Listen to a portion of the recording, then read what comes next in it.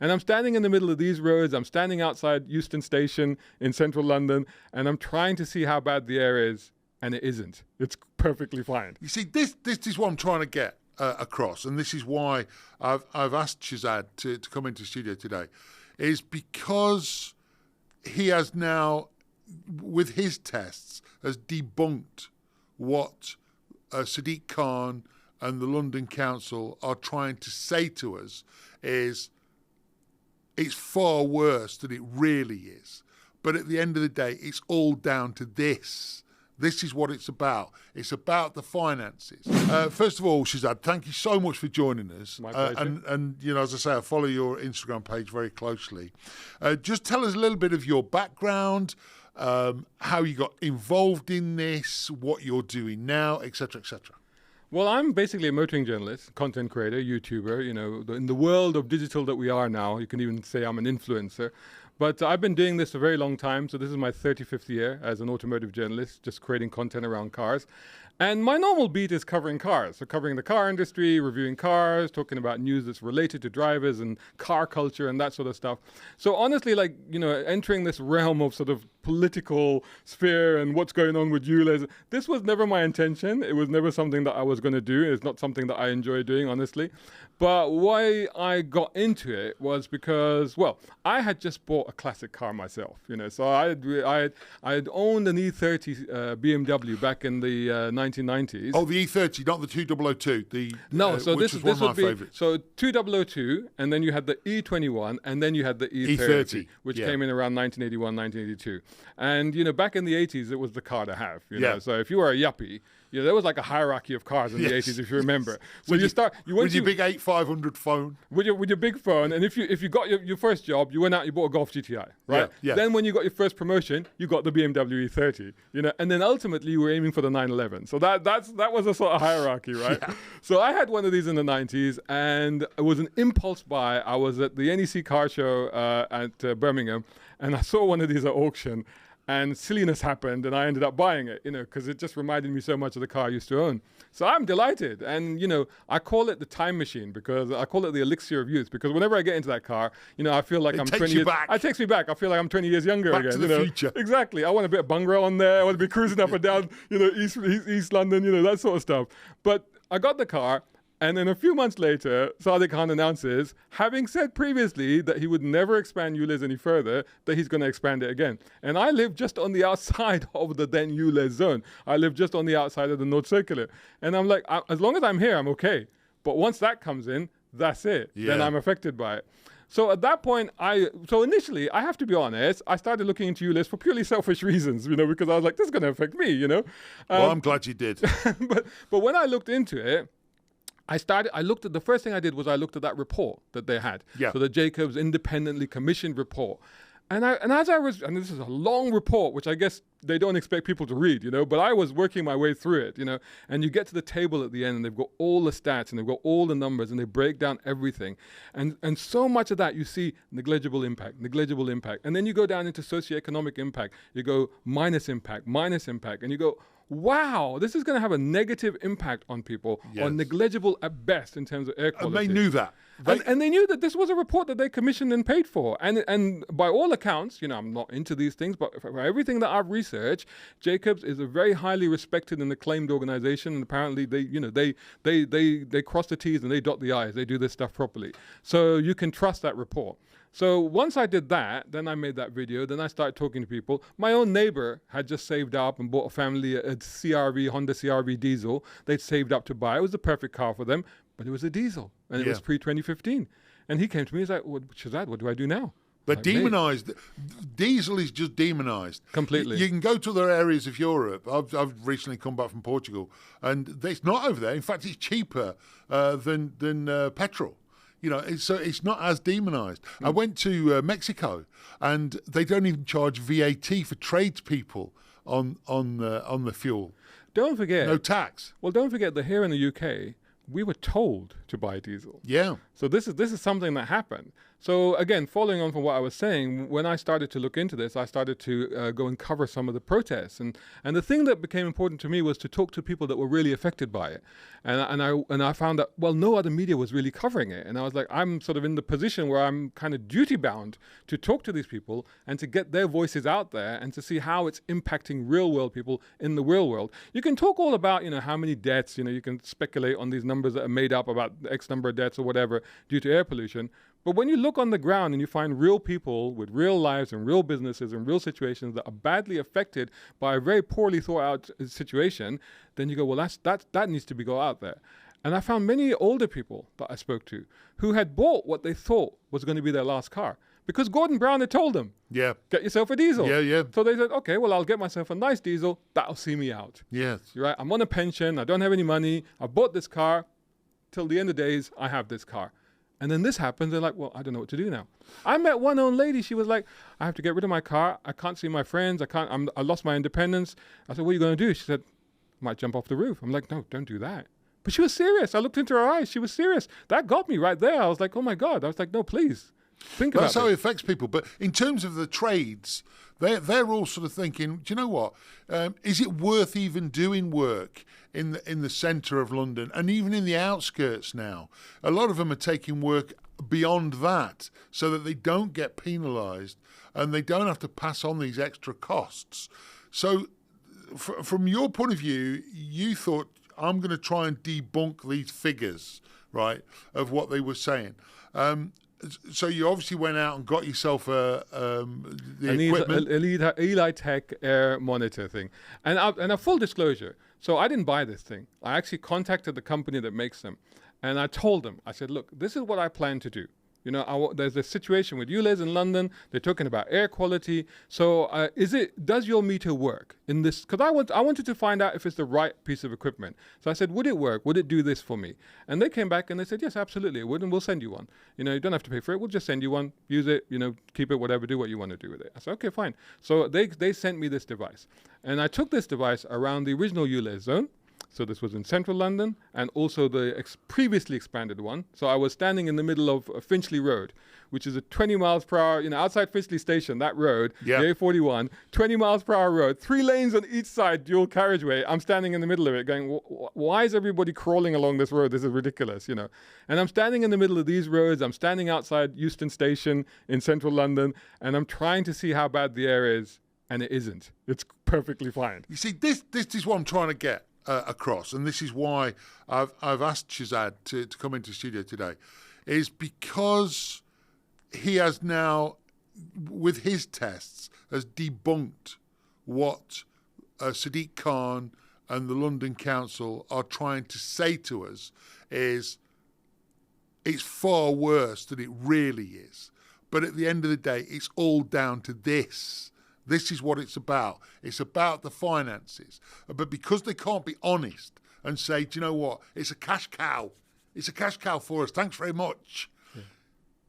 It is hurting people. It is really hurting people. So what you were doing, as brave as it was as well, to put yourself out there, to go, actually, this is not true.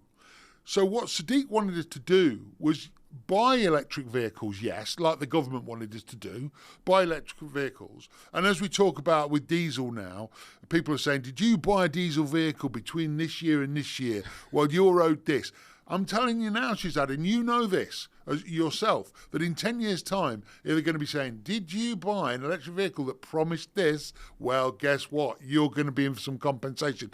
I mean, the thing is, the worst thing for me is that these fibs keep coming into play. So in terms of percentages, say, for instance, the original results that were taken by Sadiq Khan's team compared to your results, what percentage difference do you think there was? Was it a huge difference? Well, we don't know yet, because obviously he hasn't yet released the data for the latest ULEZ expansion. Now, as regards to the previous ULEZ expansion, I wouldn't know because I didn't cover it before that expansion actually happened. Now, what we've been told is that in central London, there was a 46% improvement. This is what they've told us, and I have to take that at face value. And then the extension up to the north and south circulars was about 25, 26% improvement. But then, like I said, the Jacob report report says that beyond that, it's the law of diminishing returns. The further out you go, the less improvement there's going to be. Yeah. Now, so what I wanted to do was to look at, well, how bad is air? So what the premise of the expansion was that if you expand further, the air in central London will also improve because I'm improving the air outside of London. Yes. So that will improve, so central London will improve. So the reason I did this in the existing ULEZ zone was to see, well, how bad is the air? So with this thing calibrated from 0 to 500, 500 being, like you should be wearing a hazmat suit, Yes. which actually, to be honest, Delhi in India saw that a few months back. They saw figures as high as 485 in the capital in India.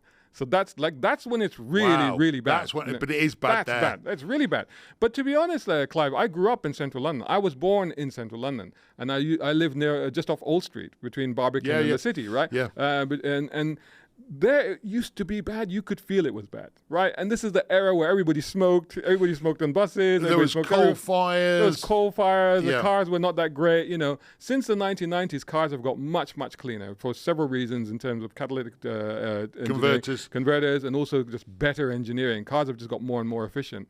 Anyway, back to the point. His concept was that if I'm cleaning the outside area, I'll clean the inside. But actually, the figures I got were all about 8, 5. That's all I got. So I'm like, that doesn't even register on like worrying scale. That's not even moderate. No. That's all green.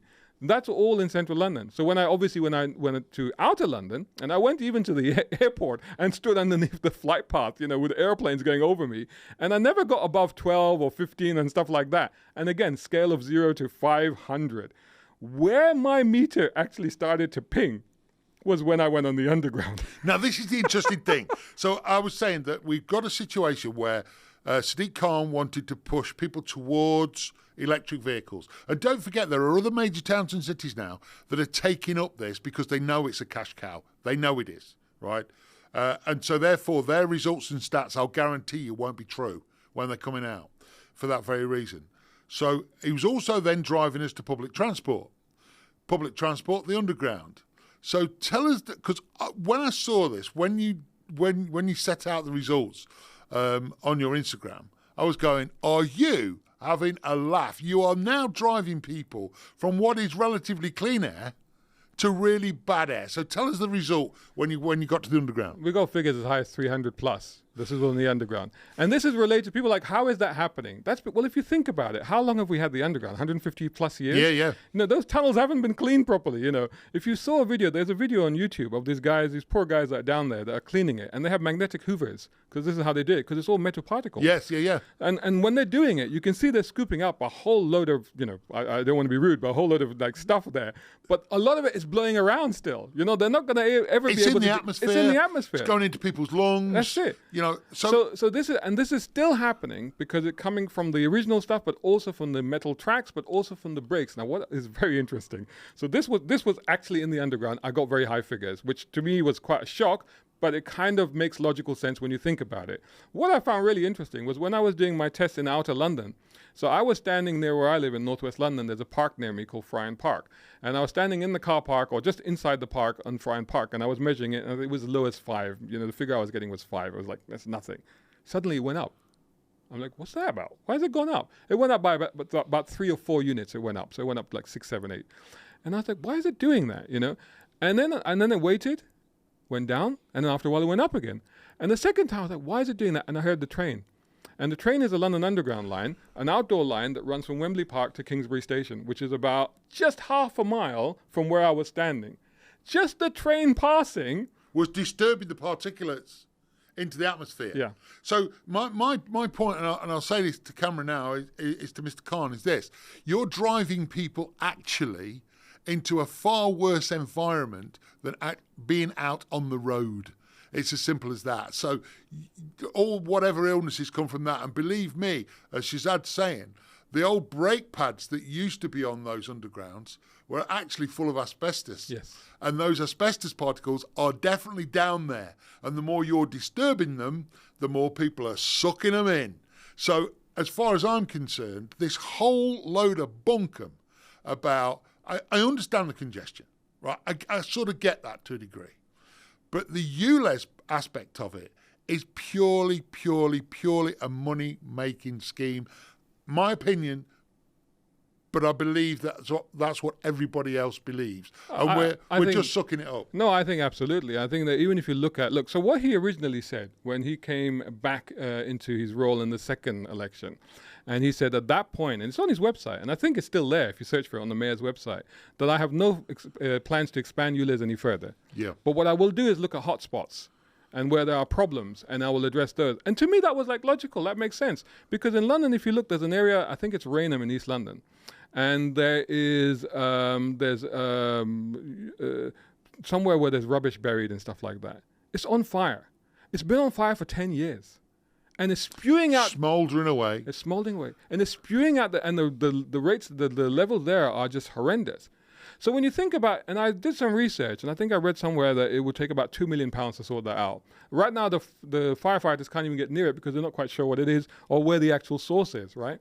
So it's a salvage yard. So it'll take that much money. And you go, well, amount of money that you spent in just setting up ULEZ. I mean, don't forget, we're talking figures of £230 million in terms of setting ULEZ up, the salvage, the scrappage scheme, et cetera, you could have solved that problem. Yeah. You know, if it was really about people's health, spend the money on sorting that out, spend the money on cleaning the underground, that would help, wouldn't it? It was never, ever about people's health, as far as he's concerned. It wasn't. He just used the odd person that was coming forward going, well, you know, so-and-so's got asthma because of this, because of that. Well, there was no real stats to prove that was the case. I mean, they can come up with stats all the time, but here's the other thing. Even if you say, is it just about, it's a cash cow, which to an extent you could say it is, but we also know that cash cow is going to run out in about 2027. You know, it's going to return negligible money back to it. So what is how do you work that out?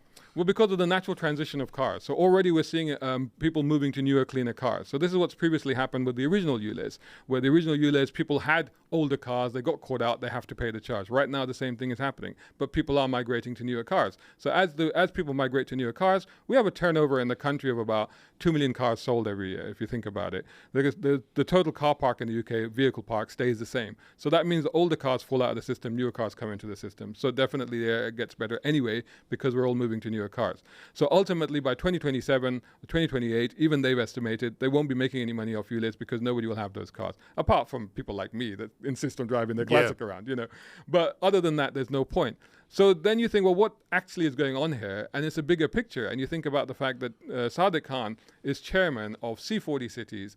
And he has actually said on record that if we didn't do this ULEZ expansion in London, we wouldn't set the example that other mayors in other cities around the world need. So it's almost like he's doing this to impress his mates. Yeah. You know, it's that sort of thing. And it's like, well, why are we having to suffer for that when London already is one of the cleanest cities around the world with all the work that we've already done? Why can't we just bask in that glory for a little while and enjoy the fact that, you know, as I said, I grew up in London in the 60s and 70s. I was born in 68, and it was bad. And when you see it now, it's like, I mean, I've just walked here from Vauxhall Station. It's a glorious day. And you just think, well, what this was like in 1978 or whatever compared to now, it's completely different. Completely different. And I also say this, that if ever the Italians wanted to do this sort of thing, or the French, could you imagine, right? The one thing about people who live in this country is we are so passive.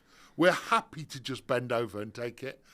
Whereas there, they'd be out in force, they'd be blocking them roads, and they'd be kicking off. And this is something we haven't done. We just keep accepting it. I drove through Birmingham recently, and I couldn't believe it. That again, they're charging all over the place. I've got a Range Rover. It's got a diesel engine in it. I love it. I don't really want to part with it.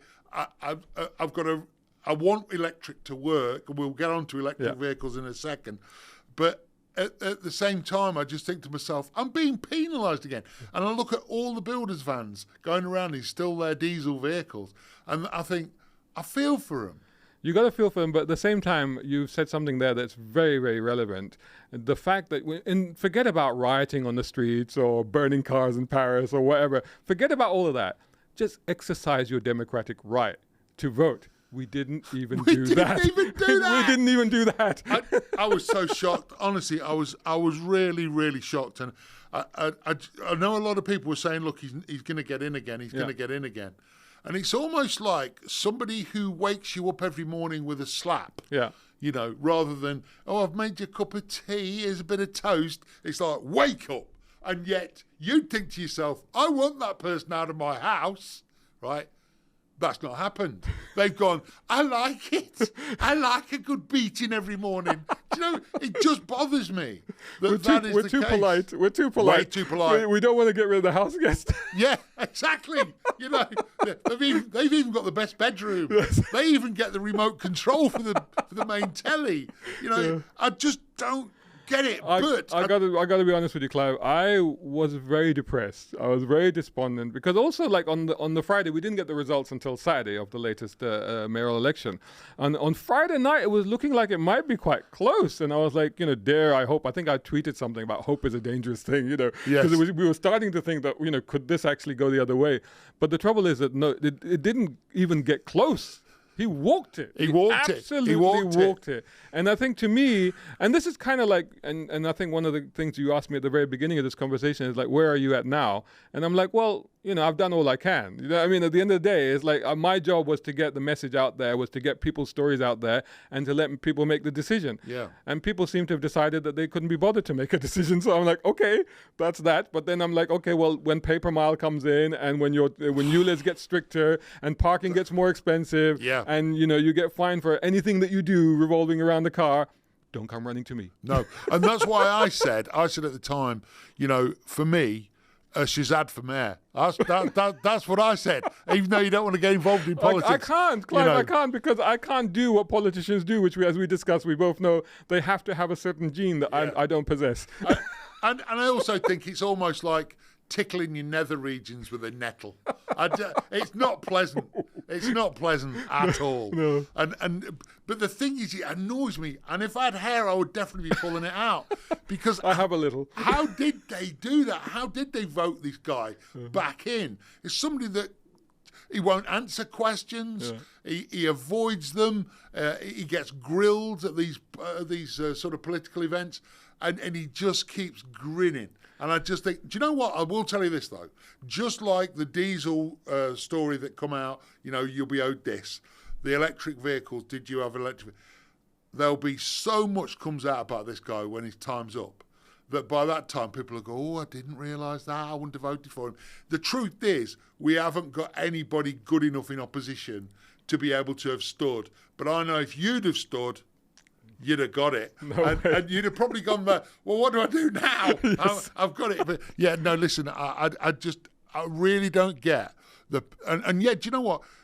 A few people had a pop at me on Twitter, X, whatever, saying, well, you don't live in London, so I don't have to live in London to have sympathy with those people. I've come to London so often in my life. But I think one thing that people also forget is when they say stuff like that is that what happens in London will happen where you are. Correct. London is a test case. We've already, you already mentioned Birmingham. Yeah. Birmingham has CAS, so the clean air zone. Oxford. Yeah, and all the and the Labour Party. In fact, I think it was Angela Rayner who then retracted, but she did actually say that ULEZ is a success and we will roll it out to other cities. Yeah. So this is coming. This is coming to everywhere. It's so a success for the wedge. So people are like blinkered about London. It's like, well, I mean, to your own loss. Because if you think, oh, that won't affect me, it will. It's coming. And the same thing with, sorry to interrupt, but if I may just add, the people that thought that ULEZ wouldn't impact them, and you talked about tradesmen and people that use their vans for businesses and stuff like that, already I'm speaking to people that are saying we're passing on the cost. So all those people sitting there was like, I've already got a compliant car, or already bought an electric car, it won't affect me. It does affect you. It does. It has affected you because the prices that you pay for trades and services has gone up because people have to pass on that cost.